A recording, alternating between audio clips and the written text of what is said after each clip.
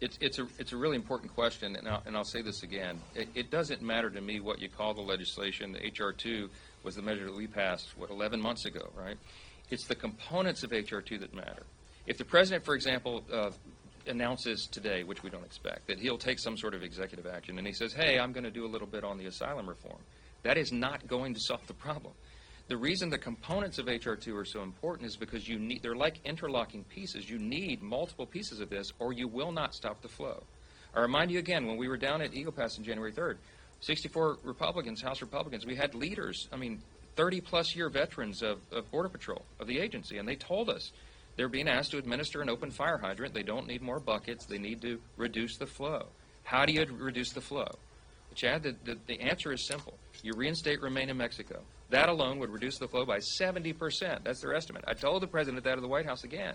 He acted as though he had never heard that, didn't understand it, said he couldn't do it. I said, that's not true. Well, Mexico doesn't want that. Mr. President, we're the United States. Mexico will do what we say, okay?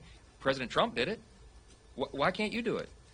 Remain in Mexico, then you end catch and release. The reason we have violent criminals, who we know are violent criminals, free-ranging around the country and committing these atrocities is because they have been released. They have been turned loose into the country. This is happening every single day. So you end, catch, and release. You do need reforms to asylum and the parole process, and you need to build some wall, right? You can pick and choose among the menu, but if you don't have key components, you're not going to solve the problem. We don't need photo ops, and we don't need political talking points. We need to solve the problem. We need to stop the flow. And that's why we're so insistent and doggedly determined to get those provisions through. We're looking at all options, every option, and we're going to continue to press this and work on it every single day. As I said, I'm not wed to H.R. 2. It's the components that are going to fix it. That is the problem. Wait, hang on. I need to go to the back. I never go to the